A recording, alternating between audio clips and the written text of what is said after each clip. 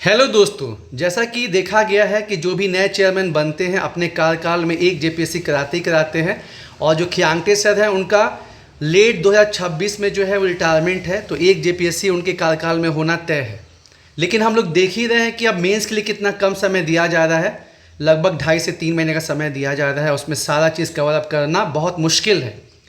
तो जो लोग भी 14 जेपीएससी के लिए सीरियस है, क्रैक करना चाहते हैं, तो उनके लिए बढ़िया रहेगा कि लैंग्वेज पेपर के साथ साथ आप कम से कम एक पेपर तो ख़त्म कर लीजिए। मान के चलिए कि नवंबर दिसंबर के आसपास नोटिफिकेशन आएगा, तो बेहतर रहेगा कि आप इधर जो है कम से कम एक जीएस पेपर और एक लैंग्वेज का पेपर जो है वो ख़त्म कर लीजिए। तो हम लोग जो है इकोनॉमिक मेंस का जो है वो कोर्स स्टार्ट करने वाले हैं। आज से डेमो क्लास स्टार्ट हो रहा है और इसमें हम लोग क्या क्या कवर करेंगे। एनसीईआरटी बुक, क्योंकि बहुत लोग का इकोनॉमिक्स का बेस ही नहीं रहता है, तो एनसीईआरटी बुक 4-5 दिन आपको पहले करवाया जाएगा। स्टैंडर्ड बुक इंक्लूडेड रहेगा, योजना मैगजीन और आर्थिक सर्वेक्षण। और ख़ास बात क्या, जो भी 6 जेपीएससी में, 7 to 10 जेपीएससी में या अभी 11 to 13 जेपीएससी में क्वेश्चन पूछे गए हैं वो सब आपको कवर कराया जाएगा। एग्जाम्पल के तौर पे 6 जेपीएससी में पूछा गया था कि डब्ल्यूटीओ का क्या प्रभाव पड़ा भारतीय कृषि पे, इम्पैक्ट क्या पड़ा। तो जब हम लोग कृषि पढ़ाएंगे तो आपको जो है वो क्वेश्चन को भी लिखना होगा। साथ ही साथ आपको बेसिक आंसर राइटिंग भी बताया जाएगा। ये केवल आपको टॉपिक पढ़ने से नहीं होगा, आपको जो है आंसर लिखना पड़ेगा। शुरू में दिक्कत होगा, 1 पेज से स्टार्टिंग होगा, फिर 2 पेज, फिर 3 पेज, फिर 4 पेज, करते करते जो आपका स्टैंडर्ड है कि 6 से 8 पेज के बीच में आंसर होना चाहिए 40 मार्क्स का, वो आप पहुँच जाएंगे। ठीक है। उसी तरह 7 जेपीएससी में क्या क्या रिफॉर्म किए गए हैं एग्रीकल्चर में, उस पर क्वेश्चन पूछा गया था। तो जब आप कृषि के बाकी सब पैमानों को समझ लेंगे तो आप उसको आंसर कर पाएंगे कि भाई इरिगेशन में क्या सुधार हुआ, जो आपका मार्केटिंग है उसमें क्या सुधार हुआ है ना। उसके बाद ये डब्ल्यूटीओ वाला एंगल, उसके बाद जो हाल में जो स्कीम है वो सब आपको जानना ही जानना है। तो 4 सेक्शन में डिवाइड किया गया इकोनॉमिक्स के सेक्शन को, उसको हम लोग फर्दर 8 में डिवाइड किए हैं। जैसे एग्रीकल्चर में, कृषि में जो भी संबंधित चीज़ें हैं, आपका ग्रीन रेवोल्यूशन हो गया, हरित क्रांति क्यों हुआ, कैसे हुआ, और टॉपिक जो हम लोग करेंगे क्वेश्चन के मोड से करेंगे। पहले आपको बता देंगे कि इस टॉपिक से क्या क्या क्वेश्चन बन सकता है, उसके बाद आपको टॉपिक करवाया जाएगा। तो एग्रीकल्चर में जैसे हरित क्रांति हो गया, उसका क्या प्रभाव है, सदाबहार क्रांति, एवर ग्रीन रेवोल्यूशन से आप क्या समझते हैं। एग्रीकल्चर मार्केटिंग, कृषि विपणन क्या है, उसका क्या चैलेंजेस है, प्रॉस एंड कॉन्स। साथ ही साथ अभी जैसे आपको बताया कि डब्ल्यूटीओ का क्या इम्पैक्ट पड़ा, कृषि सुधार क्या क्या किए गए हैं, वो सारा 360 डिग्री हम लोग कवर अप करेंगे। और लगभग 2 से 3 हफ्ता जो है वो तो कृषि में ही चला जाएगा, क्योंकि ये बेस है। और उसी में झारखंड का कृषि, क्योंकि आप जब इंडिया कृषि का जान जाएंगे ना, तो उससे कुछ संबंधित ही जो है वो झारखंड का कृषि का समस्या भी है। हालांकि यहाँ का ज्योग्राफी थोड़ा अलग है, चैलेंजेस थोड़ा अलग है, लेकिन बाकी चीज़ें जो है आपको मिलती जुलती रहेंगी। और इकोनॉमिक्स में खास बात क्या है, जब आप एक टॉपिक को अच्छे से कीजिएगा ना, तो आप 3 टॉपिक जो है उससे संबंधित कर पाइएगा। उसके बाद हम लोग इंडस्ट्री पे आएंगे। इंडस्ट्री में हम लोग समझेंगे कि भारत का जो इंडस्ट्रियल पॉलिसी है वो क्या रहा है। उसके बाद एमएसएमई सेक्टर जो है उसका क्या इंपॉर्टेंस है, क्या सिग्निफिकेंस है। सिलेबस में जो दिया हुआ है कि जो सार्वजनिक उपक्रम है, पब्लिक सेक्टर इंटरप्राइजेज, उनका क्या रोल रहा, एकदम सिलेबस वाइज चलेंगे और हर टॉपिक को कंप्लीट किया जाएगा। और हर सब टॉपिक में आपको जो है कम से कम किसी में 3 हफ्ते, किसी में 2 हफ्ते, ऐसे आपको मतलब लगेगा ही लगेगा। और आपको साथ ही साथ मेहनत भी करना पड़ेगा दोस्तों, तब बात बनेगी। तो इंडस्ट्रीज़ में हम लोग क्या क्या देखेंगे, इंडस्ट्रीज़ पॉलिसी, जो भारत की औद्योगिक नीति है उसको देखेंगे। साथ ही साथ जो माइक्रो स्मॉल मीडियम इंटरप्राइजेज है उसको कवर अप करेंगे, क्या सिग्निफिकेंस है। फिर आपका जो है पब्लिक सेक्टर इंटरप्राइजेस और एक विनिवेश डिसइन्वेस्टमेंट की जो पॉलिसी है वो भी काफ़ी इंपॉर्टेंट है। उसमें भी काफ़ी बदलाव आया है। पहले सरकार केवल loss making public sector enterprises को सेल करती थी, लेकिन सरकार का पॉलिसी जो है 2021 में चेंज हो गया।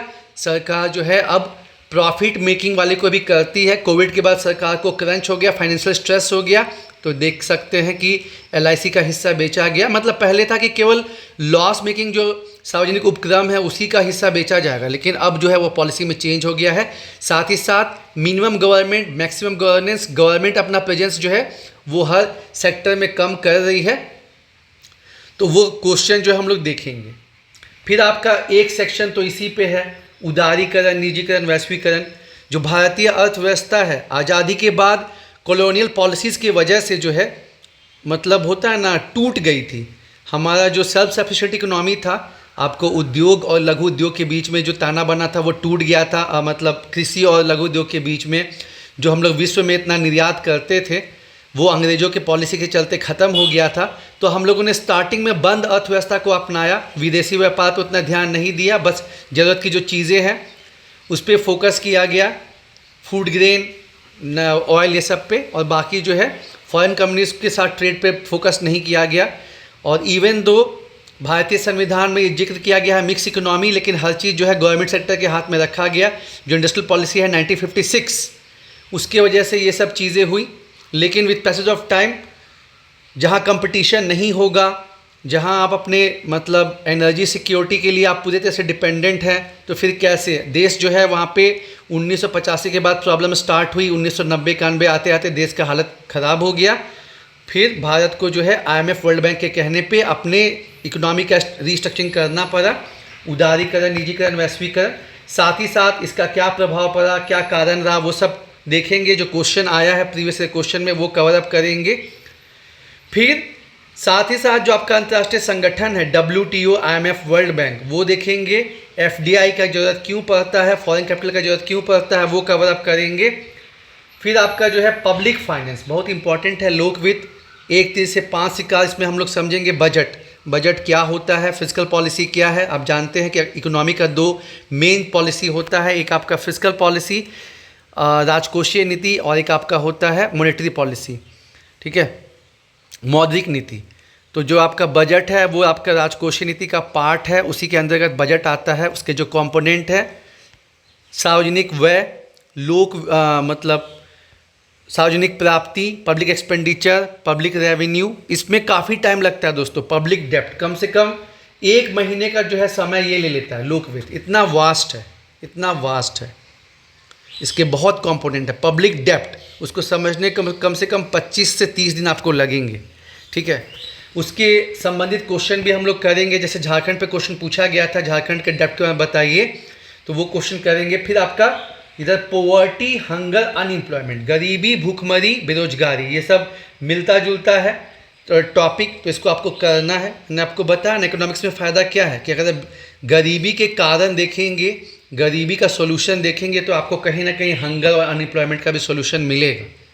भारत में गरीबी मापने के क्या क्या तरीके हैं, और इसी में आपको एक टर्म समझने को मिलेगा। क्वेश्चन एक करेंगे इंक्लूसिव ग्रोथ, समावेशी विकास।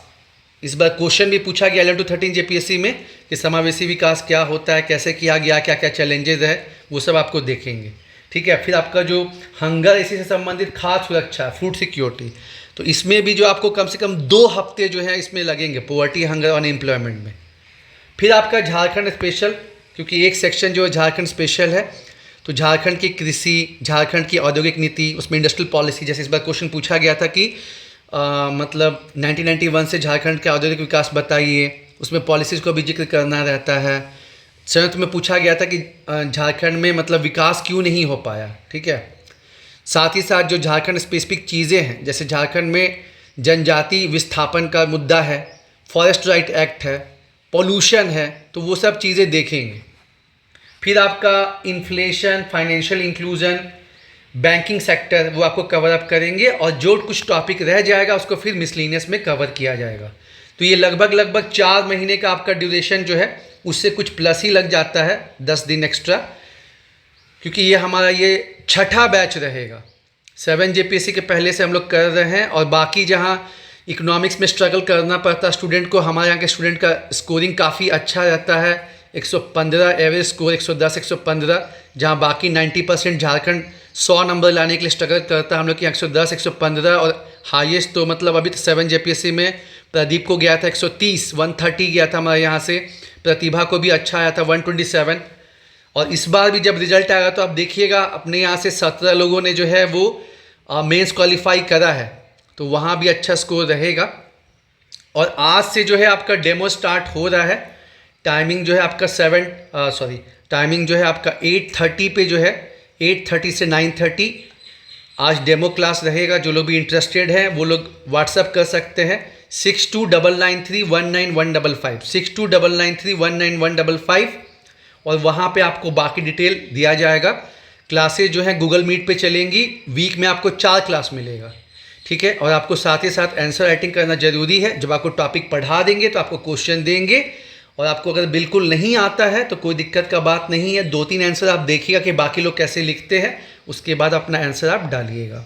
नीचे व्हाट्सएप नंबर दिया गया है 6299319155।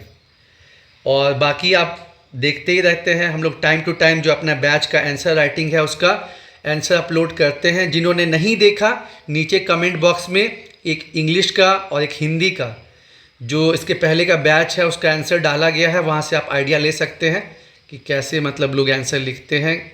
और ये नए लोग के द्वारा लिखा गया है, ठीक है। लगी अगर आपको करना है, नो डाउट झारखंड में जेपीएससी में रिस्क तो है, लेकिन अगर आपको करना है तो ये आपका मतलब आपको करना ही होगा।